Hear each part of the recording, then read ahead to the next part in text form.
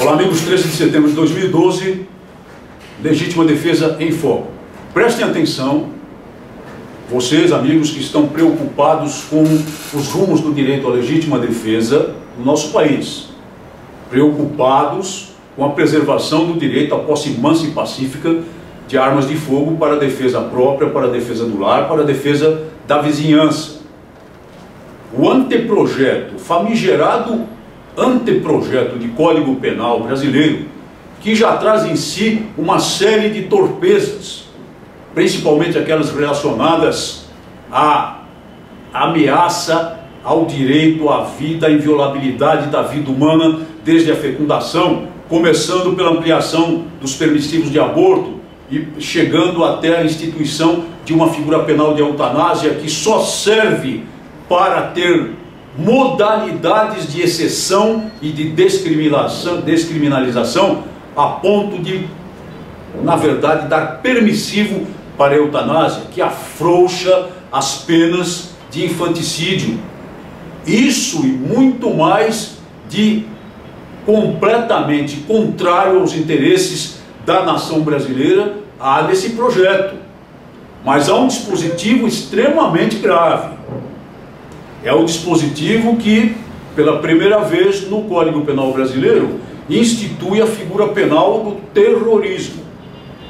Como todos sabem, existe uma previsão constitucional, desde 1988, portanto, de que a lei considerará os crimes de terrorismo e de tortura, ou de tortura e terrorismo nessa ordem, inafiançáveis, imprescritíveis, não passíveis de benefícios, como indulto, e nunca o Código Penal, nunca uma lei penal tipificou adequadamente o crime de terrorismo. Claro que há necessidade, num momento de atualização do Código Penal, de que essa tipificação surja.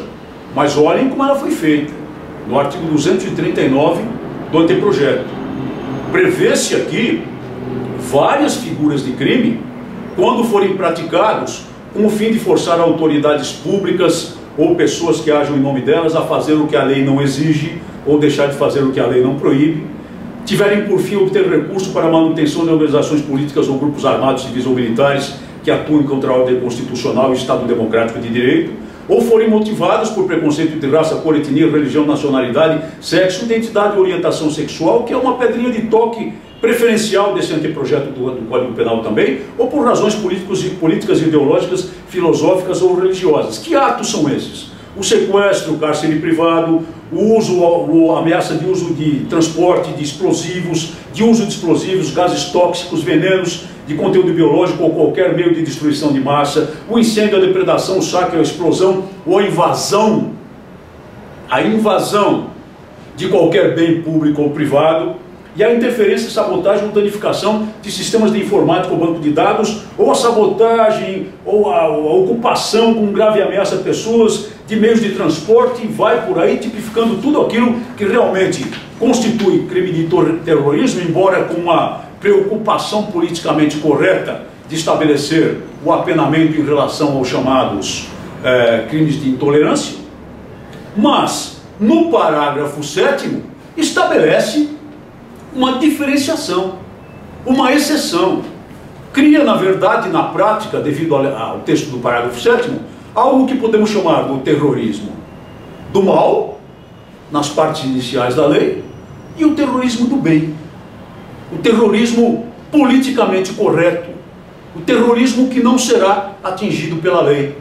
O próprio artigo 7º diz o seguinte: não constitui crime de terrorismo a conduta individual ou coletiva de pessoas movidas por propósitos sociais ou propósitos reivindicatórios, desde que os objetivos e meios sejam compatíveis e adequados à sua finalidade, como se houvesse também um terrorismo de certa proporcionalidade, um terrorismo, uma forma de terrorismo admissível dentro de certas proporções. Essa é a letra do anteprojeto que foi apresentada foi apresentado ao Senado da República, com o claro propósito de eximir desde já os grupos pré-terroristas, os grupos pré-insurrecionais, como o famigerado Movimento dos Trabalhadores Rurais Sem Terra, MST, nas suas estrepolias praticadas há décadas pelo nosso país, sem a devida punição. E agora, passando, provavelmente, a contar com o perdão completo da lei, a julgar por esse texto. Esse é o propósito claro e definido desse torpe, sibilino texto nessa parte do anteprojeto do Código Penal. Por que eu associo o tema à legítima defesa? Por uma razão muito simples. O Código Civil brasileiro prevê ainda o direito da reação ao esbulho possessório. O esbulho possessório é uma figura criminal no Código Penal, que seguramente desaparece aqui. E prevê a repulsa, o direito da pessoa que sofre o esbulho de se restituir na posse por seus próprios meios.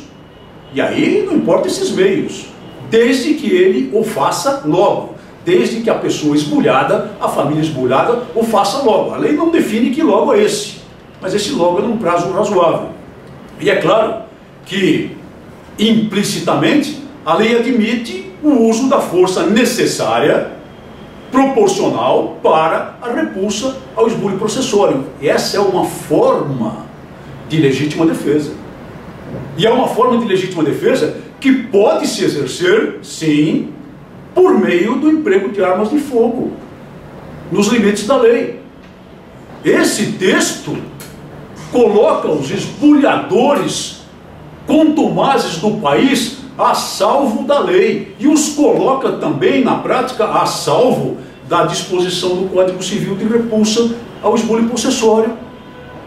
Porque se não for uma conduta criminalizada, como é que pode o proprietário legítimo reagir àquela ação? Vejam a gravidade, a profundidade desse texto e tratem de se mobilizar contra ele desde já. É claro que o anteprojeto está provocando muitas reações, e reações até mesmo na Ordem dos Advogados do Brasil, seção nacional, de um modo um pouco surpreendente para mim até. Mas é preciso que essa mobilização se traduza na pressão aos parlamentares para que esse texto não passe. E muito especialmente aos parlamentares que se dizem componentes da bancada ruralista, porque serão seguramente os primeiros prejudicados e aqueles que vão sofrer as mais graves consequências desse dispositivo se ele vier a se tornar lei. Legítima defesa, lembro novamente, na lição do Papa João Paulo II, mantida pelo Papa Bento XVI. É um direito num mundo tomado pela injustiça, mesmo com o emprego de armas. Texto claro que está à disposição dos católicos e à disposição dos cristãos para estudo e para a formação de sua convicção. Muito obrigado por sua atenção. Até o nosso próximo programa.